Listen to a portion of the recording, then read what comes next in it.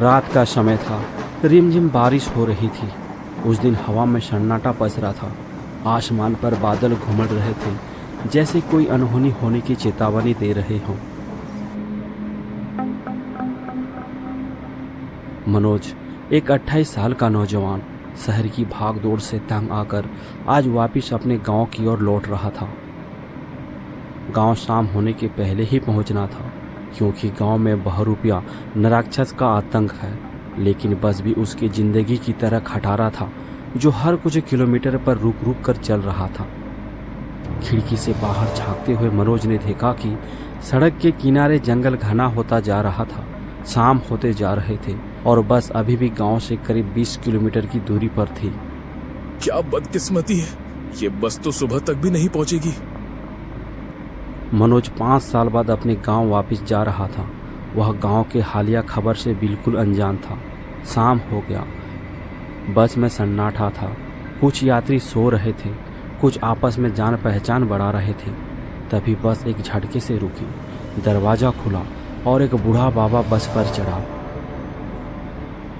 उसका चेहरा झुर्रियों से भरा था, आंखें गहरी और डरावनी थी। उसके गले में रुद्राक्ष की माला थी और हाथ में एक झोला जिसमें ढेर सारे रुद्राक्ष थे।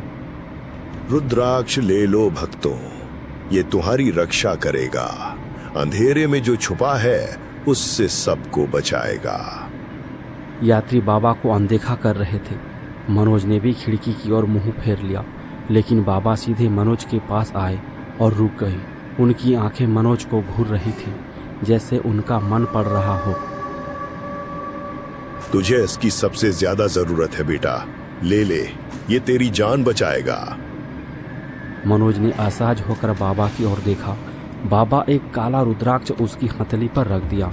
उस रुद्राक्ष में एक अजीब सी गर्मी थी, जैसे कि वो जीवित हो। मुझे नहीं चाहिए बाबा, मैं इन चीजों में विश्वास नहीं करता। विश्वास करेगा बेटा, जब वो आएगा तब विश्वास करेगा। बाबा की हंसी में कुछ ऐसा था कि मनोज का दिल धड़क उठा। उसने रुद्राक्ष को जेब में डाल लिया। बाबा बिना कुछ कहे बस से उतर गया और फिर बस चल पड़ी। रात के 10 बजे बस गांव के स्टेशन पर रुकी।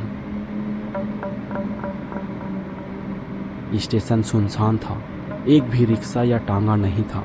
मनोज का घर स्टेशन से अब भी 2 किलोमीटर दूर जंगल के भीतर था और उसे पैदल ही जाना था। उसने अपना बैग कंधे पर डाला और चल पड़ा। गांव की सड़क कच्ची थी और दोनों तरफ घना जंगल था। हवा में ठंडक थी, लेकिन मनोज को पसीना आ रहा था। कितना सन्नाटा है, कोई भी नहीं दिख रहा। पता नहीं, मुझे कुछ सही नहीं लग रहा। कोई बात नहीं, बस थोड़ी ही दूर और चलने के बाद मैं अपना घर पहुंच जाऊंगा। मनोज खुद से बातें कर ही रहा था कि तभी उसे लगा कि कोई उसका पीछा कर रहा है। उसने पीछे मुड़कर देखा, लेकिन वहां कोई नहीं था। सिर्फ पेड़ों की परछाई हवा में हिल रही थी। मनोज, रुक जा। मनोज रुक गया। उसका दिल जोर जोर से धड़क रहा था। उसने इधर उधर देखा, लेकिन अंधेरे में कुछ दिखाई नहीं दे रहा था। कौन है? क्या यहाँ कोई है? कोई जवाब नहीं आया, लेकिन अब हवा में एक ठंडी सी हिरन थी। मनोज ने जेब में हाथ डाला और रुद्राक्ष को छुआ। उसे फिर वही गर्मी महसूस हुई।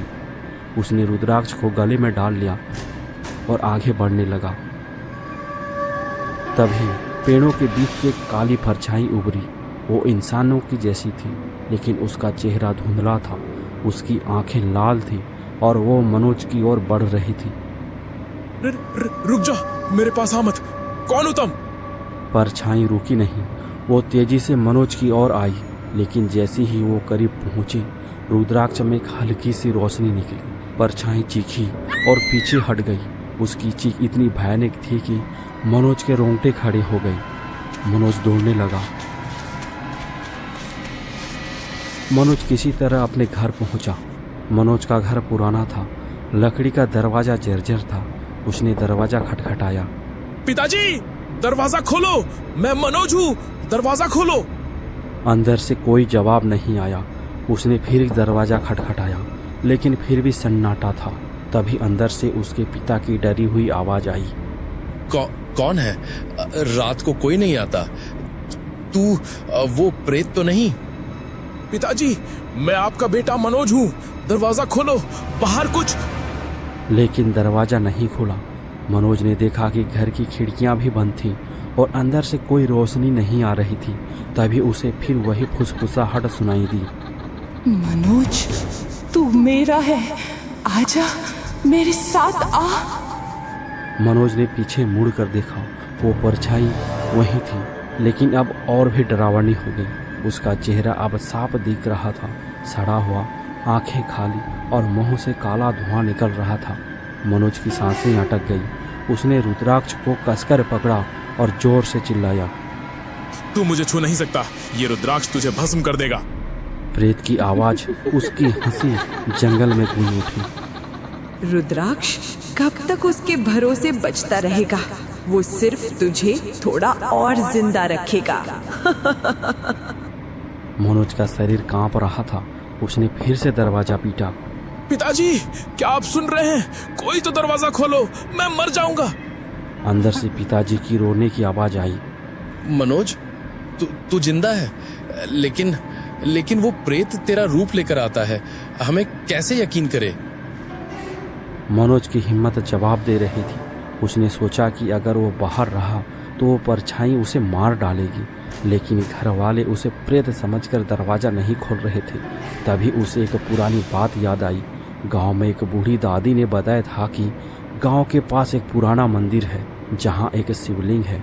वहां कोई भी प्रेत नहीं जाता। मुझे उस मंदिर तक पहुंचना होगा, शायद वहां मैं सुबह तक बच जाऊं। मनोज ने हिम्मत जुटाई और दौड़ना शुरू किया। परछाई उसके पीछा करने लगी। जंगल के रास्ते में पेड़ों की शाखाएं उसके चेहरे को नोच रही थी। मनोज अब भी जिंदा है क्योंकि रुद्राक्ष उसके पास है। हवा में चीखें गूंज रही थी, जैसे सारा जंगल उस प्रेत का साथ दे रहा हो। मनोज की सांस फूल रही थी, मानो कोई उसे पीछे से खींच रहा हो। लेकिन मनोज रुका नहीं। मंदिर कुछ ही दूरी पर था, लेकिन तभी और एक बड़ी घटना मनोज के साथ घटता है। तेज हवा का झोंका आया और मनोज के गले से रुद्राक्ष छिटक कर कहीं दूर गिर गया। हे ईश्वर, मेरी मदद कर, मुझे इन प्रेतों से रक्षा कर।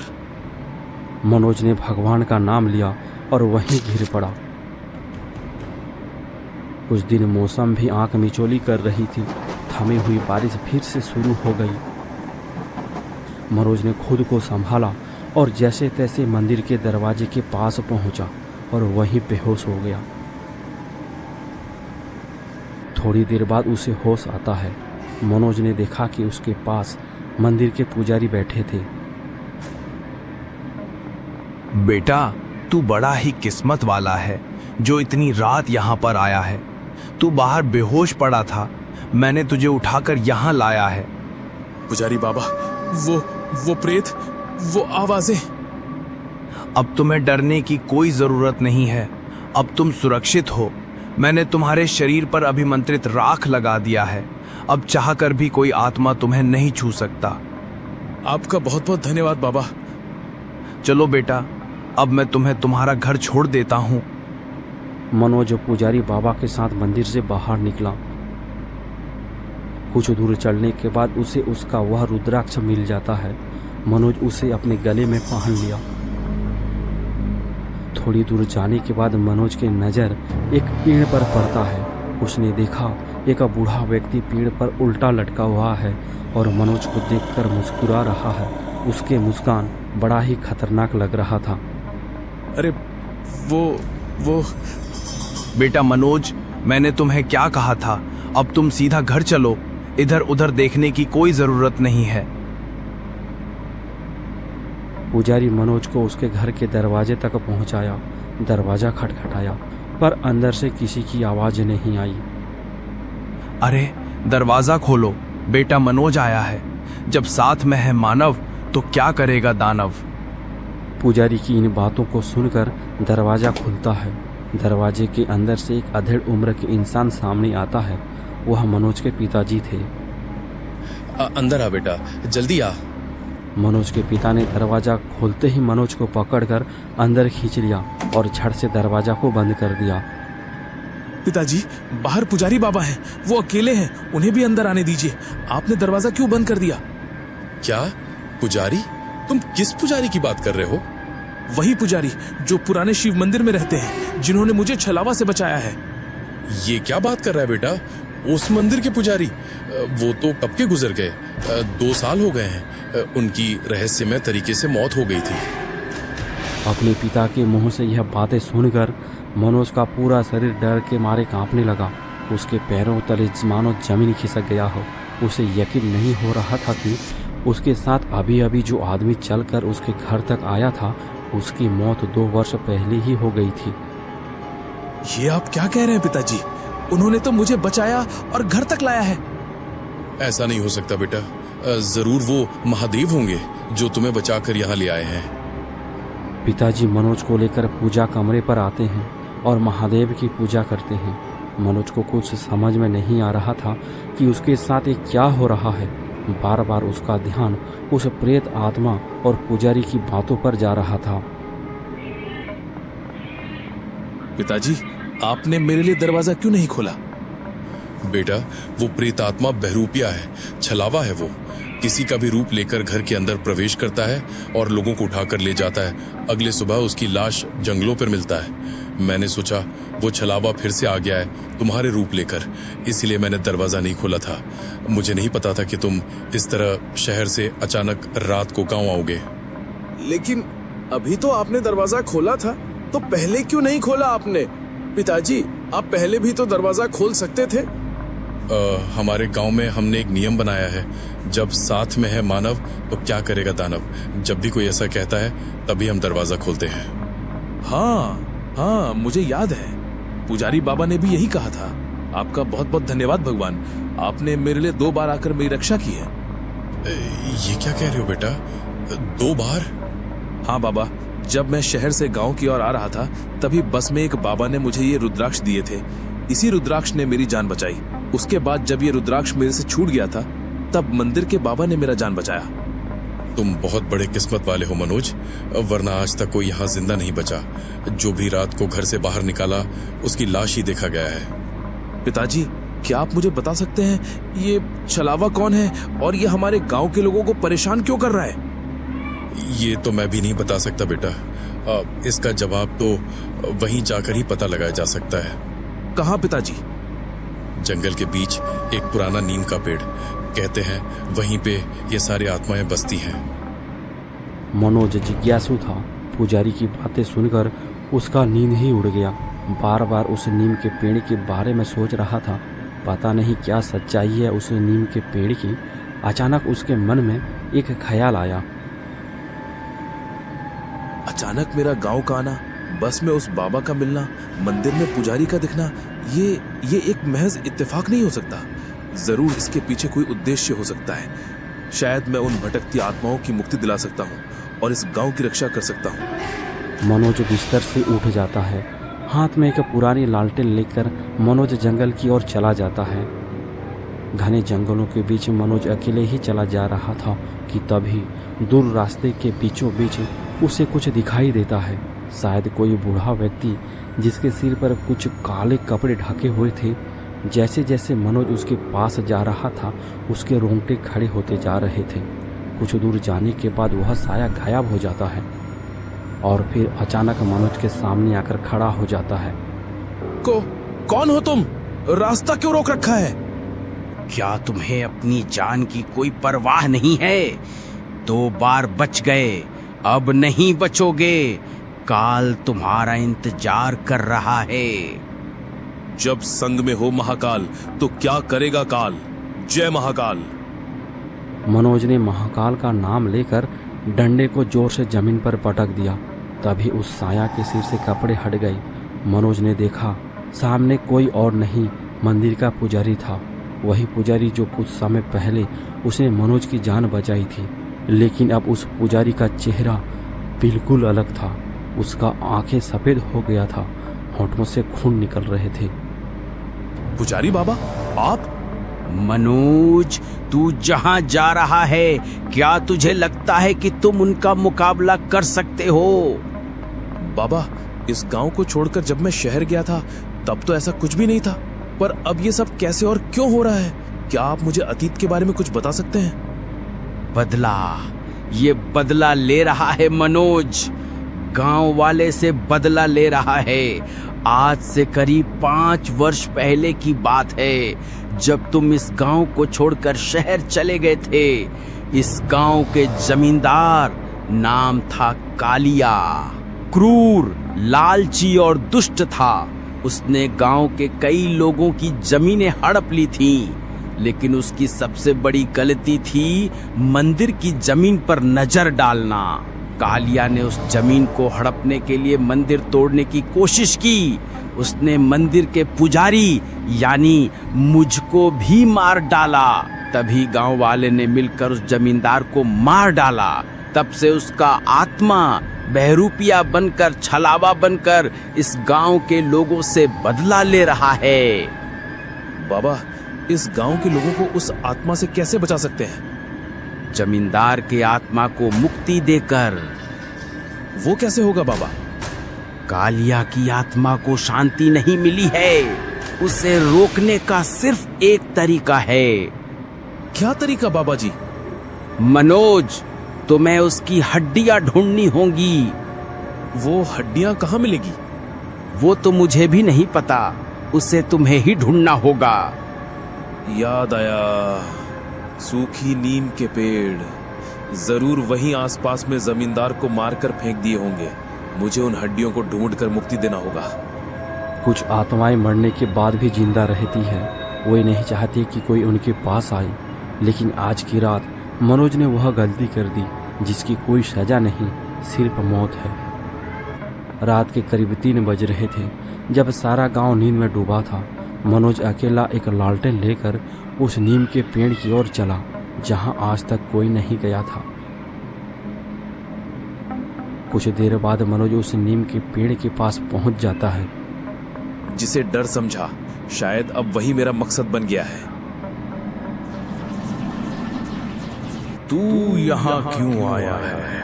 अब तू यहाँ से जिंदा नहीं बचेगा। मैं तुम्हें मुक्ति देने आया हूँ। लेकिन आत्मा शांति नहीं चाहती थी, वो बदला चाहती थी। आत्मा की विकराल छाया उड़ती है।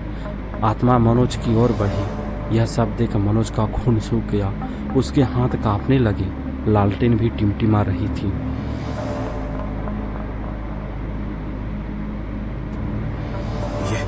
ये माला, ये मुझे जला रही है। इस माला को फेंक दे। आत्मा गुस्सा होकर जोर से चिल्लाने लगती है। आत्मा की आवाज़ से पूरा जंगल गूंजने लगा। मनोज घबराकर जमीन पर गिर जाता है। तभी उसका रुद्राक्ष की माला गले से छिटक कर दूर गिर जाता है। तभी आत्मा अचानक मनोज के पास आ जाता है और मनोज को उठाकर दूर फेंक देता है। मनोज वहीं पर गिर जाता है जहां कालिया जमींदार को फेंक दिया गया था। वहीं पर उसके कंकाल पड़े थे। मनोज झट से खड़ा हो जाता है। अरे, वो तो मेरी तरफ ही आ रहा है। लगता है आज तो मेरा मौत निश्चित है। मेरा माला भी कहाँ चला गया? हे भगवान, अब मैं क्या करूं? मनोज हड़बड़ाने लगा। मनोज के पास केवल अब लालटेन ही बचा था। मनोज रुद्राक्ष की माला को इधर उधर खोजने लगा कि तभी उसका नज़र कुछ हड्डियों पर पड़ा। मनोज समझ गया कि वह हड्डी किसी प्रेत आत्मा की है। लालटेन पास में ही पड़ी थी। लालटेन अब भी जल रही थी। मनोज ने लालटेन को उन हड्डियों के ऊपर फेंक दिया। हड्डियों पर आग लग गया। इस तरह कालिया जमींदार की आत्मा को शांति मिल जाता है। उसके साथ ही अन्य आत्माओं को भी मुक्ति मिल जाता है। मनोज बहुत थक गया था और वहीं बेहोश हो गया। वहीं दूसरी ओर मनोज के पिता को पता चला कि मनोज घर पर नहीं है। सुबह होते ही उसने गांव वालों को लेकर जंगल की ओर निकल पड़ा। गांव वाले मनोज को खोजते खोजते उस नीम के पेड़ के पास पहुंच जाते हैं। उन्होंने देखा कि मनोज बेहोश पड़ा हुआ है। गांव वाले ने मनोज को जगाया। अरे बेटा मनोज, तू यहाँ क्यों आया था? मैंने तो तुझे मना किया था ना। पिताजी, देखो, मुझे कुछ नहीं हुआ, बल्कि आज के बाद कोई छलावा गांव में नहीं आएगा और किसी की जान नहीं जाएगी। क्या ये सच है? क्या तुम सच बोल रहे हो बेटा? तभी पीछे जंगल की ओर से एक आवाज आता है। पेड़ के पीछे पुजारी बाबा की आत्मा खड़ा है। हाँ मनोज ने वो करके दिखाया जो आज से पहले किसी ने नहीं किया। मनोज ने जमींदार की आत्मा को मुक्ति कर दिया है। अब तुम सब लोग आराम से गांव में रह सकते हो। इतना कहकर बाबा की आत्मा विलीन हो जाता है। गांव वाले मनोज को धन्यवाद देते हैं। अब यह गांव भूतिया गांव नहीं रहा। गांव में पहले की तरह अब खुशहाली आ गई। सब लोग मिलजुल कर साथ में रहने लगे और सब अपने अपने काम में व्यस्त हो गए। तो दोस्तों, कैसे लगा हमारा आज का यह वीडियो कमेंट बॉक्स पर ज़रूर से बताइएगा। साथ ही अगर आपके पास भी ऐसा कोई स्टोरी या कहानी है तो आप हमें अपने कहानी ईमेल कर सकते हैं। और साथ ही अगर आप चाहते हैं कि अगली वीडियो पर आपका नाम भी आए तो अपना नाम भी नीचे कमेंट बॉक्स पर बता सकते हैं। चैनल को सब्सक्राइब कर दीजिए, वीडियो को लाइक कर दीजिए। ऐसे ही हॉरर स्टोरी लगातार आप लोगों तक आगे भी पहुंचता रहेगा।